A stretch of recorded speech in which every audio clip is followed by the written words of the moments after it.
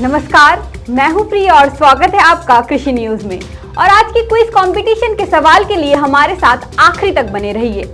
आइए रुक करते हैं अब हेडलाइंस की ओर। मध्य प्रदेश में खास संकट पर दिखा विरोध का अजब गजब नजारा, किसान के पैरों में गिरे अधिकारी। बिहार के 7,841 गांव हुए सूखाग्रस्त घोषित, राज्य सरकार ने किया प्रत्येक परिवार को 3,500 रुपए देने का ऐलान।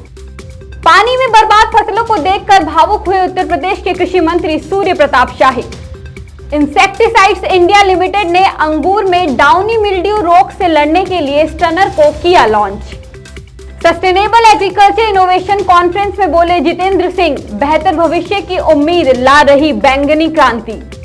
कृषि उन्नति सम्मेलन 2022 सबसे बड़े कृषि प्रदर्शनी का आयोजन 17 अक्टूबर को किसानों के लिए सजेगा मंच। अब खबरें विस्तार से। खरीफ की कटाई के बाद अब रबी फसलों की बुवाई का वक्त आ चुका है। फिर भी मध्य प्रदेश में खास संकट खत्म होने का नाम ही नहीं ले रहा है। यहाँ के ज्यादातर जिले खाद की भयंकर कमी से जूझ रहे हैं। आगर मालवा जिले में हालत ये है कि किसानों को अपने खेतों में खाद डालने के लिए 2-2 दिनों तक इंतजार करना पड़ रहा है। खास संकट से परेशान होकर किसानों ने बड़ौद रोड चौराहे का चक्का जाम कर दिया है। किसानों के गुस्से को देखते हुए मौके पर कृषि अधिकारी भी पहुंचे। इस दौरान किसानों के विरोध का अजब गजब नजारा दिखा। जल्द से जल्द खाद मुहैया कराने की मांग को लेकर किसान अधिकारियों के पैर छूते हुए दिखे। वहीं किसानों को ऐसा करते देख अधिकारियों ने भी किसानों के पैर छुए। मॉनसून के बेरुखी की वजह से इस बार देश के कई राज्यों में कम बारिश दर्ज की गई थी। राज्यों की इस सूची में बिहार का नाम भी शामिल है। मसलन बिहार में मॉनसून सीजन के दौरान हुई कम बारिश के कारण सूखे जैसे हालात बने थे। इस वजह से राज्य में धान की रोपाई प्रभावित हुई थी, जिससे कि बिहार के कई जिलों में धान की रोपाई का रकबा घटा था। ऐसे में ये देखते हुए बिहार सरकार ने एक अहम फैसला लिया है। इसके तहत मुख्यमंत्री नीतीश कुमार की अध्यक्षता में कैबिनेट ने राज्य के 7,841 गांवों को सूखाग्रस्त घोषित किया है। वहीं राज्य सरकार ने सूखाग्रस्त गांवों में रहने वाले प्रत्येक परिवार को सहायता राशि के तौर पर 3,500 रुपए देने का भी ऐलान किया है।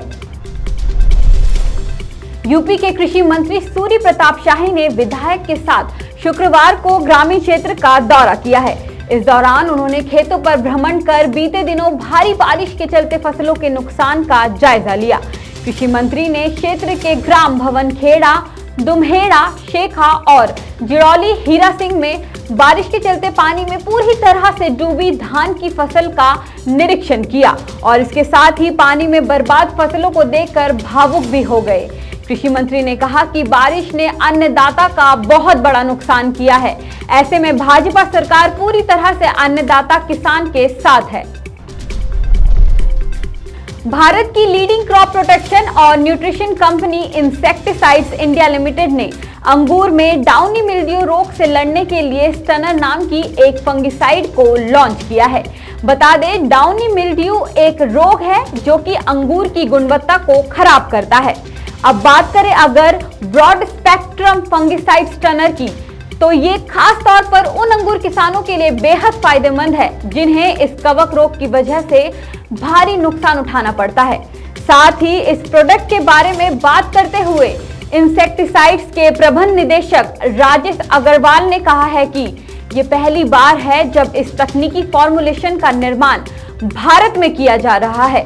ऐसे में हमने मेक इन इंडिया पहल में दृढ़ विश्वास होने के नाते ये कदम उठाया है। प्रधानमंत्री कार्यालय के राज्य मंत्री डॉक्टर जितेंद्र सिंह ने सस्टेनेबल एग्रीकल्चर इनोवेशन कॉन्फ्रेंस में कहा है कि जम्मू कश्मीर से शुरू हुई बैंगनी क्रांति लैवेंडर के फूलों की खेती से किसानों में बेहतर भविष्य की उम्मीद जगा रही है। इसके अलावा अब कृषि नीतियां बनाने वाले के साथ कृषि वैज्ञानिक पूरी कोशिश कर रहे हैं कि खाद्य सुरक्षा सुनिश्चित करने के साथ ग्रीन हाउस गैस एमिशंस को कम कर ऐसी फसलें तैयार की जाए जिन पर विपरीत मौसम का असर नहीं होता है। आगे उन्होंने कहा कि साल 2050 में खेती से 9.7 बिलियन लोगों का पेट भरना बहुत बड़ी चुनौती होगा। ऐसे में जरूरी है कि फसलों को मौसम से होने वाले नुकसान से बचाया जाए। कृषि जागरण उड़ीसा में सबसे बड़ी कृषि प्रदर्शनी कृषि उन्नति सम्मेलन 2022 का आयोजन करने जा रहा है। इसका आयोजन MS Swaminathan school of agriculture Centurion University के सहयोग से 17 और 18 अक्टूबर को school of pharmacy Centurion University of technology and management Raigarh में किया जा रहा है। इस कार्यक्रम का विषय explore the unexplored affluent agri Orissa रखा गया है। इस कृषि उन्नति सम्मेलन में कृषि उद्योगों को प्रतिभागियों को अपने नवीनतम तकनीकी नवाचारों को प्रदर्शित करने के लिए एक मंच प्रदान करेगा। साथ ही इस कार्यक्रम के माध्यम से किसानों, कृषि विशेषज्ञों, कृषि उद्योगपतियों को एक मंच प्रदान करने का प्रयास किया जा रहा है। केंद्रीय कृषि मंत्री नरेंद्र सिंह तोमर ने कहा है कि केंद्र सरकार देश में नारियल की खेती को बढ़ावा देने के लिए नारियल समुदाय से जुड़े किसानों को हर संभव सहायता प्रदान करती रहेगी। पिछले कुछ सालों में अनुसंधान विकास के क्षेत्र में जो प्रयास किए गए हैं, उनके फलस्वरूप खेती क्षेत्र में नई प्रौद्योगिकियां विकसित हुई है। इसके साथ ही उपलब्ध प्रौद्योगिकियों को और ज्यादा उन्नत और बेहतरीन बनाया गया है। देश में नारियल आधारित उद्योगों की संख्या में वृद्धि के साथ ही बाजार में नए उत्पाद और रोजगार के कई ऐसे अवसर भी बढ़ रहे हैं। केंद्रीय मंत्री ने ये बात कोयम्बटूर में नारियल समुदाय के किसानों के सम्मेलन में मुख्य अतिथि के रूप में कही। प्रधानमंत्री किसान सम्मान सम्मेलन 2022 का 2 दिवसीय आयोजन 17 और 18 अक्टूबर को होने वाला है। इसका उद्घाटन खुद प्रधानमंत्री नरेंद्र मोदी करेंगे। इस दौरान पीएम मोदी किसानों व कृषि स्टार्टअप, शोधकर्ताओं, नीति निर्माताओं, बैंकर और अन्य हितधारकों को संबोधित करेंगे। ये आयोजन देश भर के 13,500 से ज्यादा किसानों और 1500 एग्री स्टार्टअप को एक साथ लाएगा। इस कार्यक्रम में 1 करोड़ से ज्यादा किसान वर्चुअल रूप से भाग लेंगे, जिसमें 700 कृषि विज्ञान केंद्र, 75 ICAR संस्थान, 75 राज्य कृषि विश्वविद्यालय, 600 PM किसान केंद्र, 50,000 प्राथमिक कृषि सहकारी समितियां और 2 लाख सामुदायिक सेवा केंद्र CSC जैसे विभिन्न संस्थान शामिल होंगे। दिल्ली में पिछले दिनों लगातार हुई बारिश के बाद अब मौसम खुल गया है। बारिश के दौरान राष्ट्रीय राजधानी की हवा साफ रही और लोगों को अच्छी हवा में सांस लेने का मौका मिला।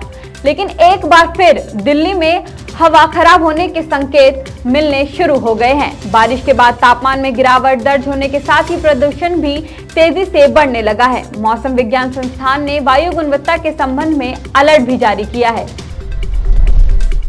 और आज FTV ऑर्गेनिक के क्विज कंपटीशन में आपके लिए सवाल है कि पूसा किरण डैश की एक किस्म है और आपके ऑप्शंस है नंबर 1 गेहूं, नंबर 2 दालें, नंबर 3 कपास और नंबर 4 चावल।